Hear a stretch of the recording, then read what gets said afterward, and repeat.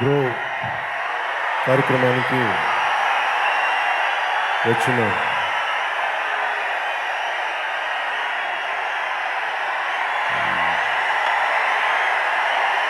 మా కుటుంబానికి,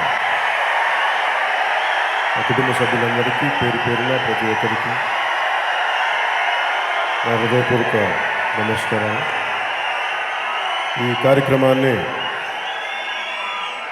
ప్రసార మాధ్యమాల ద్వారా, సామాజిక మాధ్యమాల ద్వారా వీక్షిస్తున్న ప్రతి ఒక్కరికి బ్రో సినిమా తరపున అందరికీ నా హృదయపూర్వక నమస్కారాలు.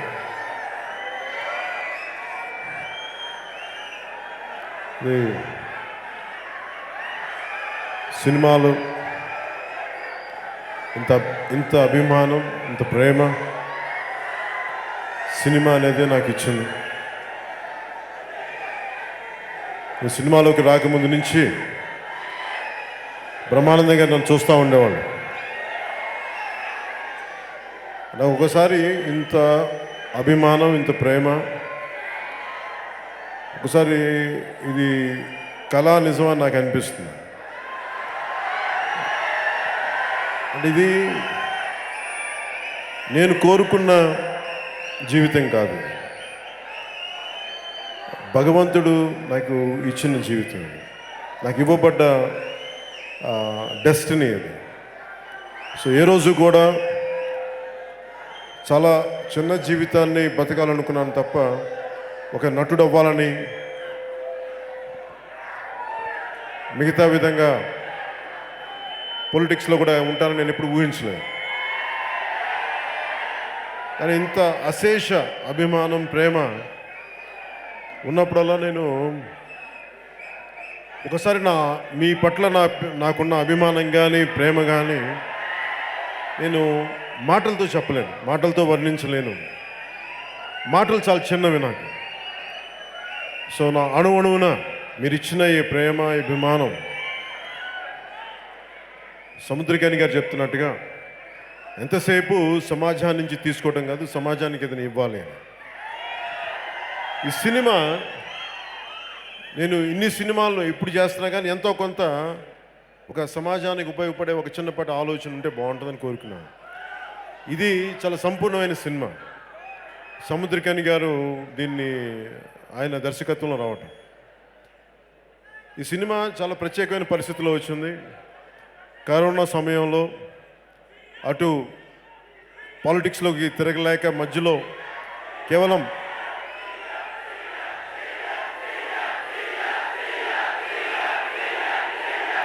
పాలిటిక్స్లో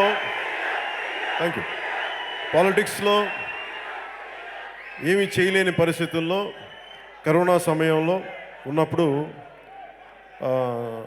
మన ప్రముఖ దర్శకులు, సన్నిహితులు, మిత్రులు త్రివిక్రమ్ శ్రీనివాస్ గారు నాకు ఫోన్ చేసి సముద్రకాని గారు ఉన్నారు, ఆయన ఒక కథ విన్నాను, నేను చిన్న ఒక టూకీగా విన్నాను, నేను ఇంకా సినిమా చూడలేదు, దాంట్లో చూస్తే వద్దు అసలు ఈ సినిమా కదా, పాలిటిక్స్ అక్కడ వదిలేస్తాం, ఈ సినిమాగా చూడండి.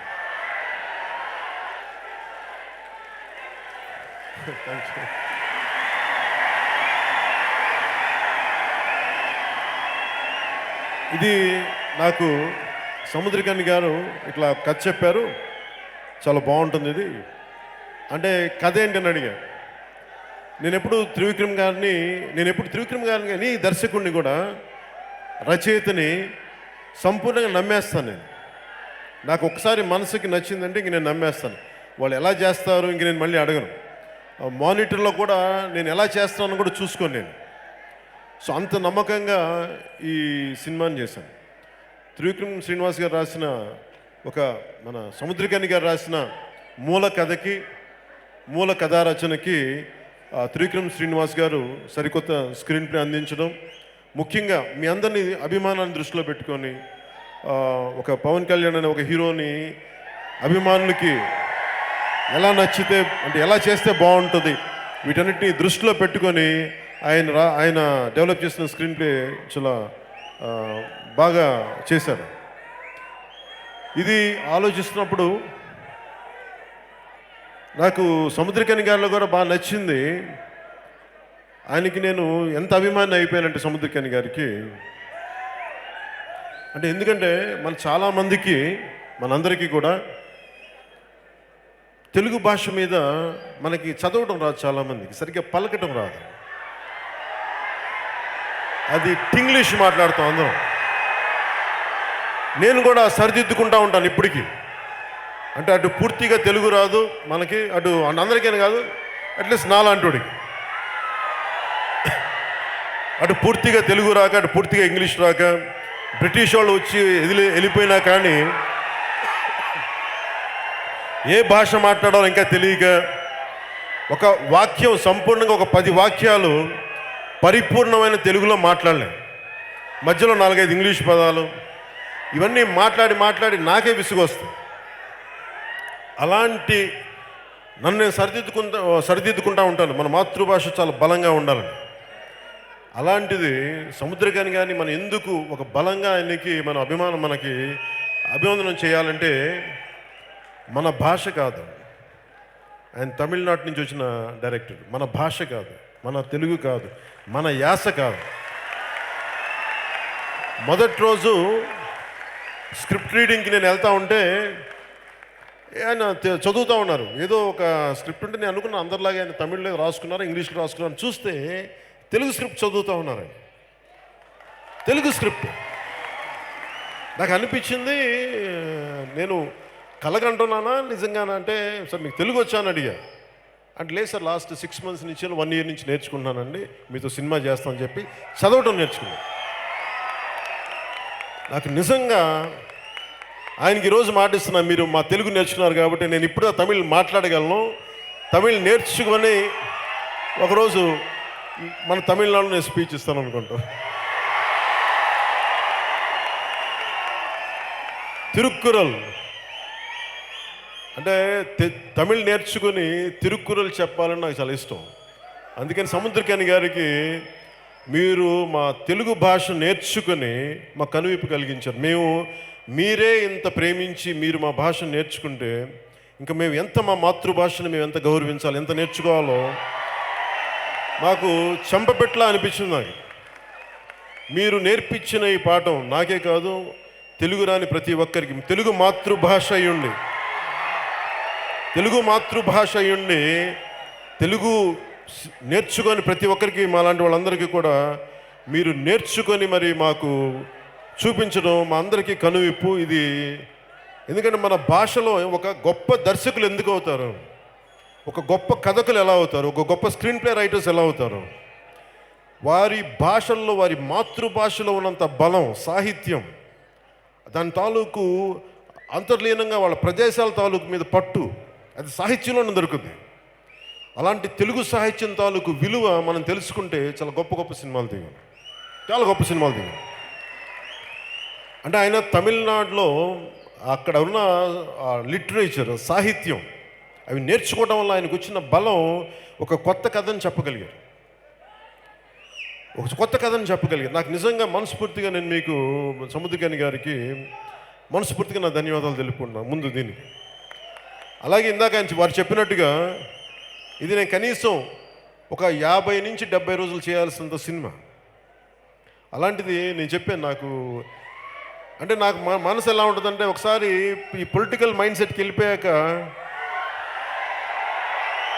సినిమాలు ఇష్టం, సినిమా అంటే ప్రేమ, సినిమా అంటే, కానీ సమాజం నాకు బాధ్యత. నాకు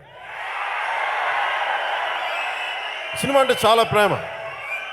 మేబీ నేను గొప్పగా మన ఏమంటుందని జూనియర్ ఎన్టీఆర్ గారిలో నేను గొప్పగా డ్యాన్సులు చేయలేకపోవచ్చు, రామ్ చరణ్ లాగా చాలా గొప్పగా డ్యాన్సులు చేయలేకపోవచ్చు, వాళ్ళలాగా చేయలేకపోవచ్చు, ప్రభాస్ గారిలాగా బలమైన కొన్ని సంవత్సరాలు కష్టపడి దగ్గుబాటి రాణా గారిలాగా చేయలేకపోవచ్చు.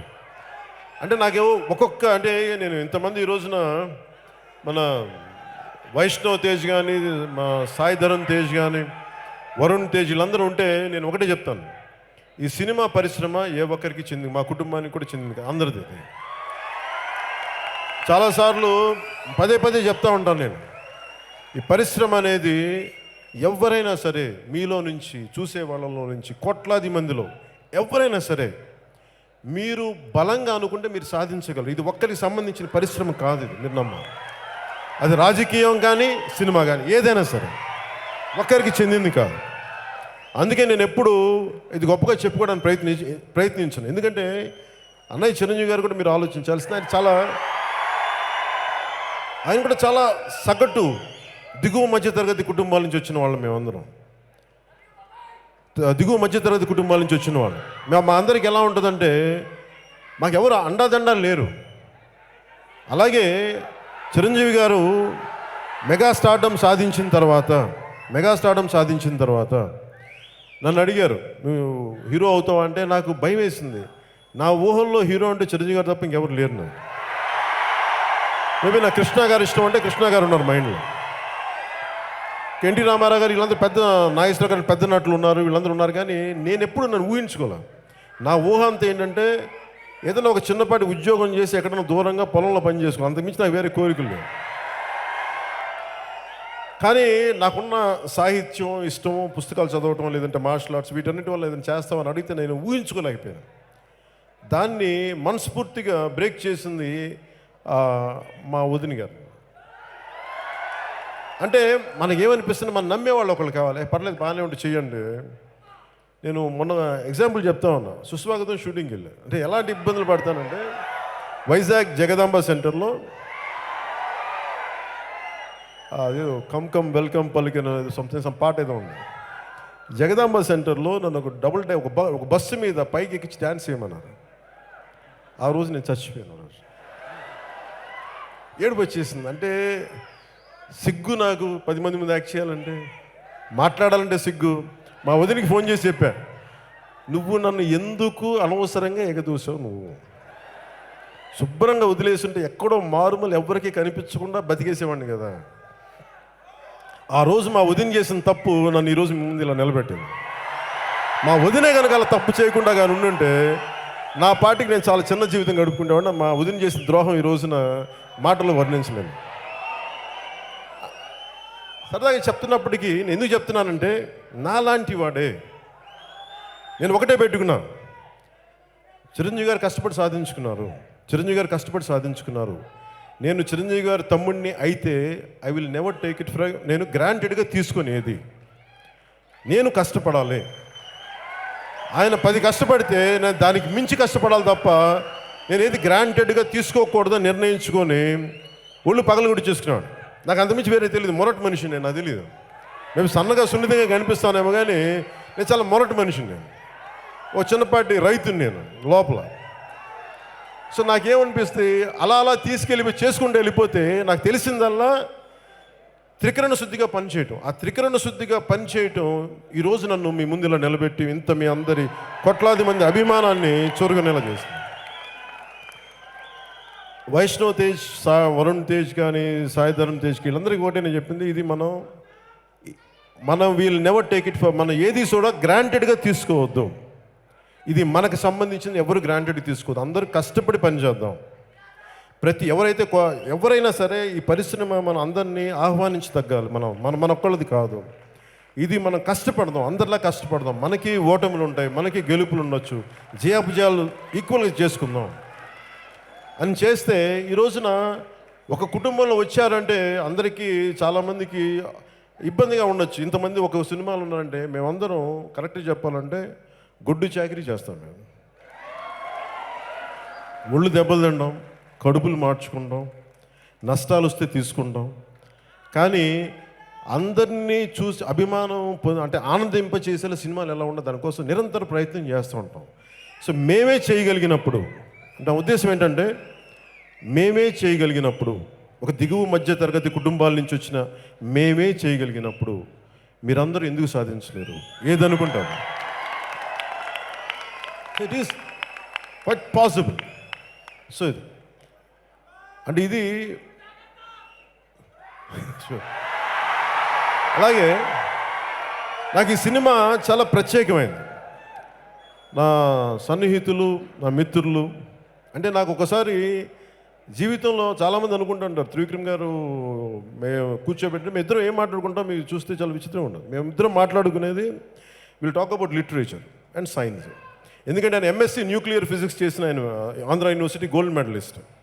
అంటే అద్భుతంగా చదువుకొని ఎంఎస్సీ న్యూక్లియర్ ఫిజిక్స్ చదివి గోల్డ్ మెడల్ సాధించి సినిమాల మీద మక్కువతో వచ్చేసి ఈ రోజున అత్యంత అద్భుతమైన దర్శకుడిగా, స్క్రీన్ ప్లే రచయితగా, కథా రచయితగా ఉన్నారు. అలాంటి వ్యక్తికి మనస్ఫూర్తిగా ఈ రోజున మీ అందరి సముఖంగా ప్రత్యేకించి పేరు పేరున ధన్యవాదాలు తెలుపుకున్నాను త్రివిక్రమ్ శ్రీనివాస్ గారికి. అంటే ఆయనతో ఉంటే ఆయన అంటే అందరికీ తెలియదు, ఆయన తెలుగే అనుకుంటారు కానీ ఆయన సంస్కృతంలో మహాపండితుడు. ఆయన హిందీ ఒక సంస్కృతమే కాదు, హిందీలో కూడా చాలా బలమైన పట్టున్న వ్యక్తి, హిందీ లిటరేచర్ మీద కానీ వీటి మీద కానీ. సో ఇవి అంటే నాకేమనిపిస్తుంది అంటే మనం నీ స్నేహితులను చూపించి నువ్వేంటో నేను చెప్తాను ఉంటాను. సో నాకు నిజంగా త్రివిక్రమ్ శ్రీనివాస్ గారు స్నేహితులు ఎందుకు మనస్ఫూర్తిగా నేను ఆనందిస్తాను. అంటే నాకు ఆయన గురుస్థానంలో పెడతాను, ఎందుకంటే నాకు చాలా విషయాలు తెలియవు. పురాణాల గురించి కానీ, మన సాహిత్యం గురించి కానీ, ఒక విశ్వనాథ సత్యనారాయణ గురించి కానీ, లేదంటే గుర్రం జాషువా గారి గురించి కానీ, ఇవన్నీ అనర్గళంగా మాట్లాడగలిగే ఒక మహాపండితుడైన. ఈరోజు చిత్ర పరిశ్రమలో తెలుగు భాష మీద మక్కువ, తెలుగు మాతృభాష మీద మక్కువ వచ్చిందంటే త్రివిక్రమ్ గారు లాంటి వ్యక్తులు కొత్త తరానికి ఒక మార్గనిర్దేశకం చేశారు. ఆయన్ని ప్రేరణగా తీసుకొని చాలామంది మరింత సరికొత్త యువ రచయితలు రావాలని చెప్పి మనస్ఫూర్తిగా నేను కోరుకుంటూ, అలాగే ఈ సాహిత్యపు విలువలు ఉన్న మరింత యువ రచయితలు వచ్చి తెలుగు పరిశ్రమని ఈ రోజున రాజమౌళి గారు లాంటి పెద్దలు హాలీవుడ్ దాకా తీసుకెళ్లారు.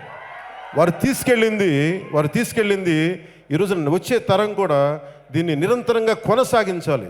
ఒకసారి వరద ఎలాగ స్టార్ట్ అయిందో, అది నాటు పాటతోటి కానీ, లేదంటే ఆర్ఆర్ఆర్ సినిమాతో కానీ, ప్రతి ఒక్కరూ దీన్ని ప్రేరణగా తీసుకొని నిరంతరం దీన్ని కొనసాగించాలి మనస్ఫూర్తిగా కోరుకున్నాను. అలాగే రేపొద్దున మహేష్ బాబు గారితో చేసే సినిమా కూడా చాలా అద్భుతంగా మన రాజమౌళి గారిది, అది ఇంకొక స్థాయికి అలా ప్రతి ఒక్కరూ, నేను అందరి హీరో అభిమానులు అందరినీ మనస్ఫూర్తిగా నేను అభిమానిస్తాను. దేనికో చెప్తాను, అందరి హీరోలు ఎందుకు ఇష్టం అంటే నాకు వాళ్ళు ఎవరు దోపిడీలు చేయరు, ఎవరు వస్తువులు తీసుకోరు, కష్టపడతారు. ఒక్కొక్క హీరో సినిమా చేస్తే తక్కువలో తక్కువ కనీసం ఒక పెద్ద హీరో కానీ చిన్న హీరో ఎవరు సినిమాలు చేసిన ఆన్ యావరేజ్ కనీసం సరాసరి 200 నుంచి 300 మందికి తిండి దొరుకుద్ది, ఉపాధి దొరుకుద్ది, వాళ్ళ ఇల్లు గడిపితే కుటుంబాలు. అంటే చూసుకోండి, కనీసం ఒక హీరో సినిమా చేస్తే 1000 మంది 1200 మంది జిఎస్టీ కడతారు, ట్యాక్స్లు కడతారు. టెక్నికల్గా 24 క్రాఫ్ట్స్ ఇవి. యూ టాక్ అబౌట్ టెక్నాలజీ మీద ఉంటుంది, టెక్నాలజీ ఉంటుంది, దీంట్లో సాహిత్యపు విలువలు ఉంటాయి, ఒకటి కాదు రెండు కాదు. సో అందుకు నాకు హీరోస్ అంటే వ్యక్తిగతంగా నాకు చాలా గౌరవం. ఎందుకంటే వీళ్ళెవరూ కష్టపడతారు, వీళ్ళందరూ ప్రతి ఒక్కరు.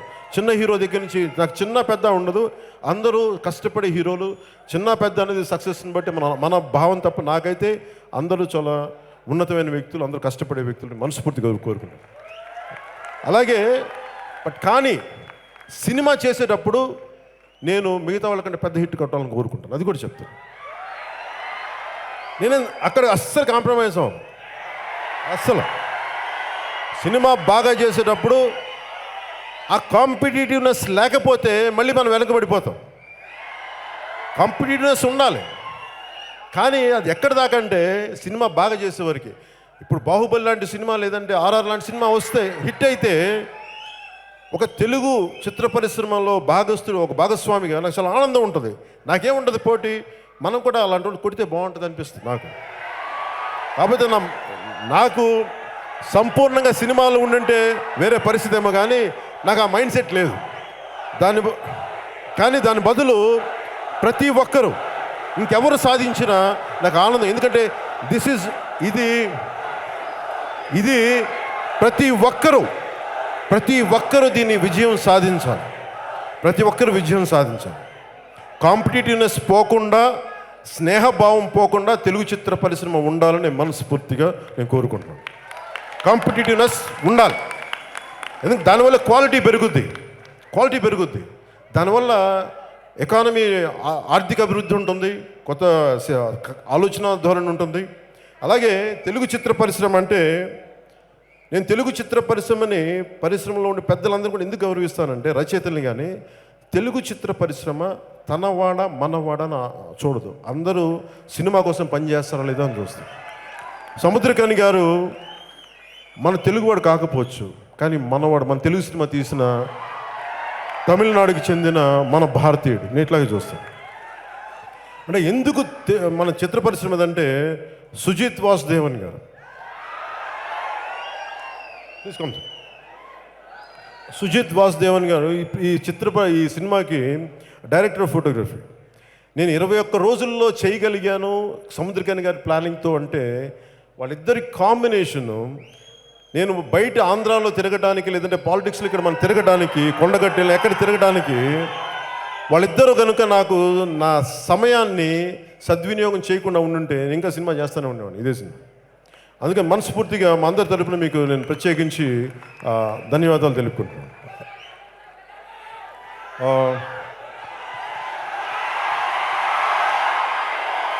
పేర్లు అందరి ఈ తమన్ నాకు మన మణిశర్మ గారి దగ్గర పనిచేస్తున్నప్పటి నుంచి, సంగీత దర్శకులు మణిశర్మ దగ్గర పనిచేస్తున్నప్పటి నుంచి, సహాయకులుగా ఉన్నప్పటి నుంచి తను ఆల్మోస్ట్ నాకు టీనేజ్ నుంచి తెలుసు నాకు. అలాంటి తమన్ నాకు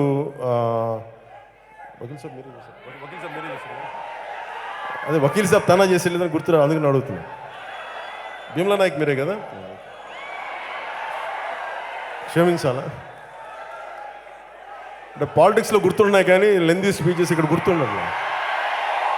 సో ఇది ఒక హ్యాట్రిక్ ఫిలిం నాకు మా తమన్ తోటి. తమన్ 3 సినిమాలు వరుసగా ఈ వకీల్ సాబ్, భీమ్లా నాయక్, బ్రో సినిమా చేయడం మనస్ఫూర్తిగా తమన్కి నా కృతజ్ఞతలు తెలియజేస్తాను. అలాగే ఈ సినిమా ప్రొడక్షన్ డిజైనర్ ఏఎస్ ప్రకాష్ గారికి కూడా మనస్ఫూర్తిగా నా కృతజ్ఞతలు తెలియజేస్తున్నాను. ఈ పాటలు బాగా రాసిన రామ్ జోగయ్య శాస్త్రి గారికి, కాసర్ల శ్యామ్, కళ్యాణ్ చక్రవర్తి గారికి కూడా మనస్ఫూర్తిగా నా ధన్యవాదాలు తెలుపుకుంటున్నాను.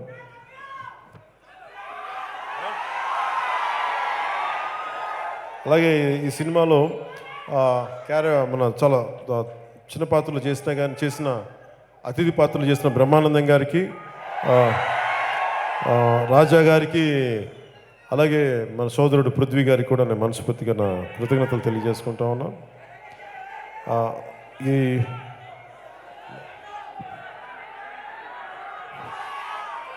చిత్ర పరిశ్రమ ఈ సినిమాలో పనిచేసిన కేతికి శర్మ గారికి, ప్రియా ప్రకాష్ వారియర్ గారికి, మేడం రోహిణి గారికి, ఉర్వశి రౌతుల్లా గారికి మనస్ఫూర్తిగా నా హృదయపూర్వక, దేవిక గారికి, అలీ రాజా గారికి మనస్ఫూర్తిగా నా ధన్యవాదాలు తెలుపుకున్నాను. అలా తనికెళ్ళ భరణి గారికి, సూర్య శ్రీనివాస్, ఆర్కాన్ అండ్ రాజా సూర్య నాయర్ గారికి మనస్ఫూర్తిగా నా ధన్యవాదాలు తెలుపుకుంటున్నాను.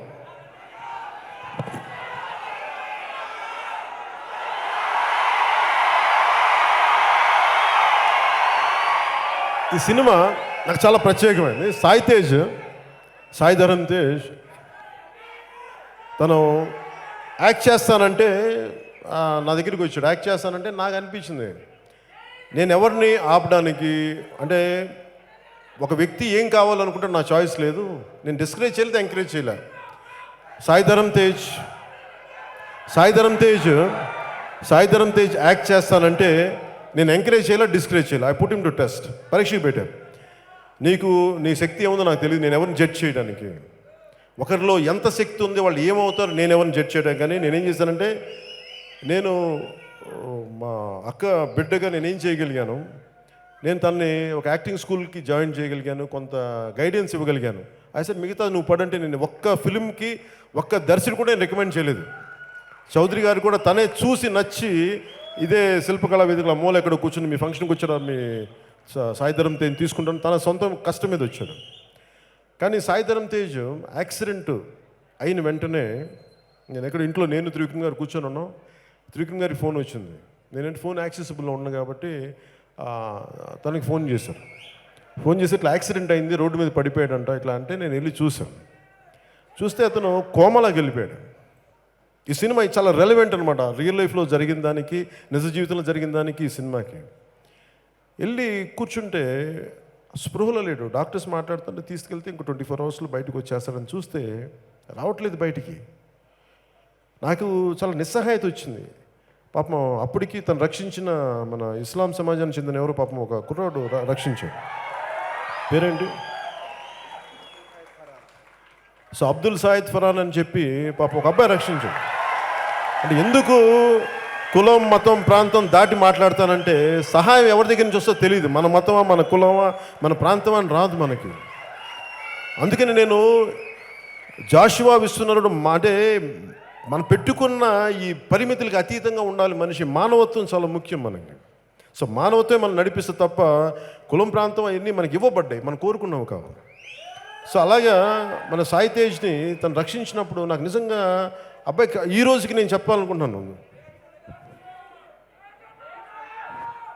మనస్ఫూర్తిగా ఈరోజు తేజ్ ఇక్కడ ఉన్న సినిమా చేస్తానంటే మీ అందరి సమ్ముఖంగా అబ్దుల్ ఫరాన్కి నేను మనస్ఫూర్తిగా నా కృతజ్ఞతలు తెలియజేసుకున్నాను. ఎందుకంటే మీలాంటి వాళ్ళు స్పందించి తేజ్ని, ఎవరో పడిపోయాడు, బైక్లో వెళ్తా ఉన్నాడు అబ్బాయి, స్పీడ్ కూడా కాదు, జారిపోయింది, ఇసుకేశారు. మీకు తెలుసు కదా రోడ్లు ఎలా ఉంటాయి, సరిగ్గా వేయరని. ఇక్కడ అంటే ఆ రోడ్లు కాదు నేను చెప్పింది, క్లీన్ చేయలేదు రోడ్లని. సో తేజ్ పడిపోతే అబ్దుల్ ఫరాన్ రక్షించి, నాకు ఇలాంటి చిన్న చిన్న మూమెంట్స్ అందరూ వదిలేస్తారు, ఇది మనకు జరిగిందిలే అని చెప్పి.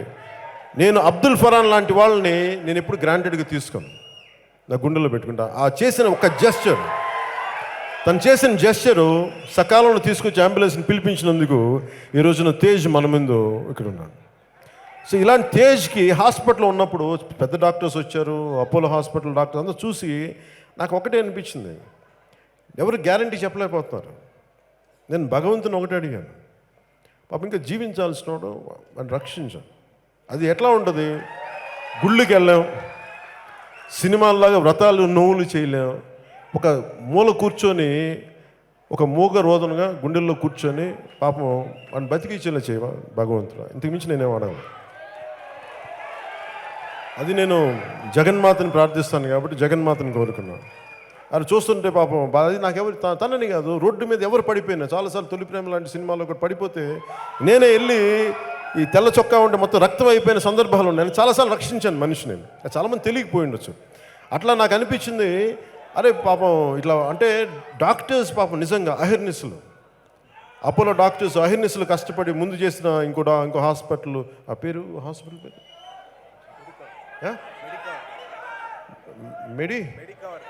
మెడికవర్ హాస్పిటల్ నుంచి పాపం వాళ్ళు ఇనీషియల్ ట్రీట్మెంట్ ఇచ్చి ఆ డాక్టర్స్కి నా ప్రత్యేక కృతజ్ఞతలు తెలియజేస్తాను. అలాగే అపోలో హాస్పిటల్ డాక్టర్స్కి, ఆ టీం అందరికీ ప్రత్యేకించి ఇతన్ని బయటికి తీసుకొచ్చినందుకు సో నాకు మనస్ఫూర్తిగా వారికి నా కృతజ్ఞతలు తెలియజేసుకున్నాను.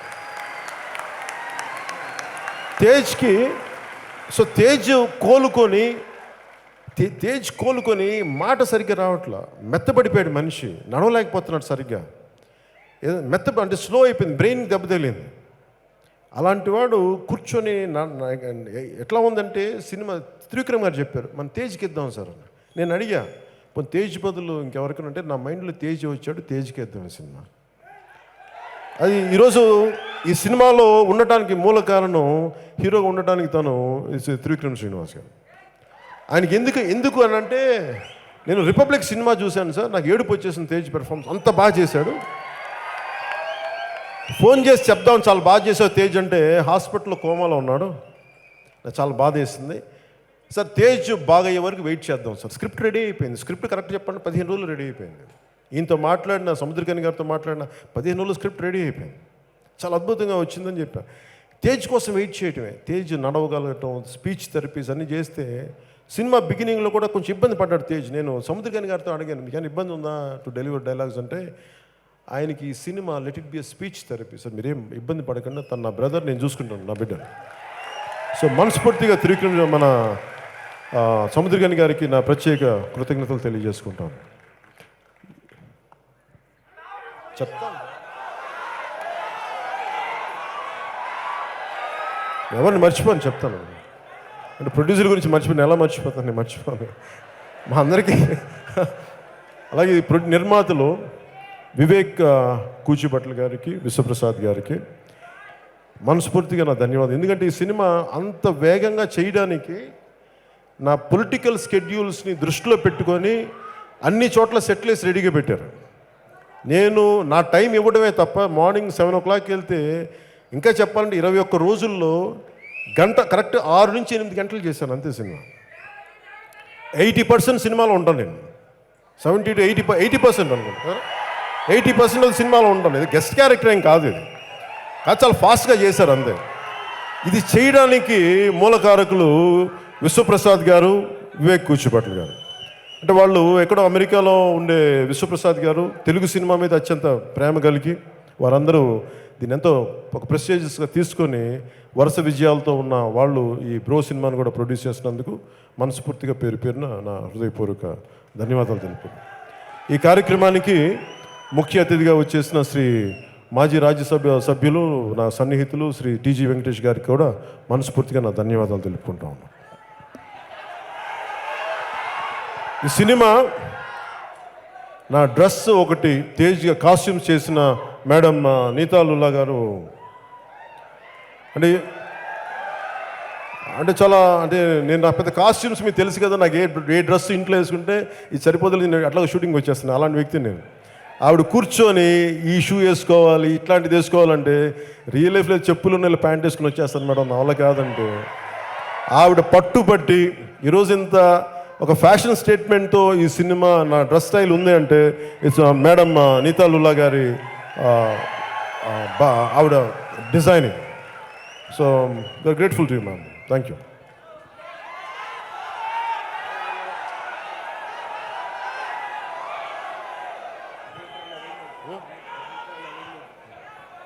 అలాగే ఈ సినిమా ఎడిటర్ నవీన్ నూలి గారికి కూడా మనస్ఫూర్తిగా నా కృతజ్ఞతలు తెలియజేసుకున్నాను. అండ్ ఇంకెవరు నేను అలాగే డైరెక్షన్ టీంకి, మిగతా ఆర్ట్ డిపార్ట్మెంట్ టీంకి పేరున నా హృదయపూర్వక ధన్యవాదాలు తెలియజేసుకున్నాను. అలాగే దీన్ని మా ప్రసార మాధ్యమాల్లో ఉన్న ఈ టీవీ సంస్థలన్నింటికీ కూడా మనస్ఫూర్తిగా నా ధన్యవాదాలు తెలుపుకున్నాను. అలాగే ఈ కార్యక్రమానికి సహకరించిన తెలంగాణ పోలీస్ శాఖ వారందరికీ మనస్ఫూర్తిగా నా ధన్యవాదాలు తెలుపుకున్నాను.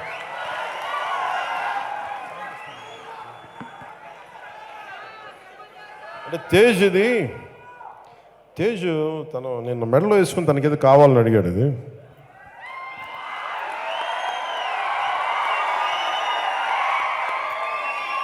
నీతా లుల్లా గారు ప్రత్యేకించి డిజైన్ చేశారు. ఇది సో తేజ్ కదా పండగ చేసుకో.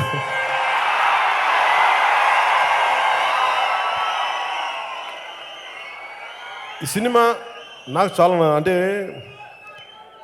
ఈ సినిమా చూసిన తర్వాత నాకు అనిపించింది ఇది కన్నీరు పెట్టి నవ్విస్తుంది, బాధిస్తుంది, గుండెల నిండుగా నవ్వుకుంటాం, నవ్వుతూ ఏడుస్తాం. అలాంటి సినిమా. ఇలాంటి చక్కని సినిమాని తెలుగు ప్రేక్షకులకు అందించిన సముద్రగని గారికి మనస్ఫూర్తిగా మా ధన్యవాదాలు. అలాగే తమిళ చిత్ర పరిశ్రమ కూడా నా చిన్నపాటి విన్నపం, పరిశ్రమ అనేది మన పరిశ్రమలోనే మన వాళ్ళే చేయాలని అన్న ఆలోచన ధోరణి మీరు బయటికి రావాలని మనస్ఫూర్తి కోరుకున్నాను.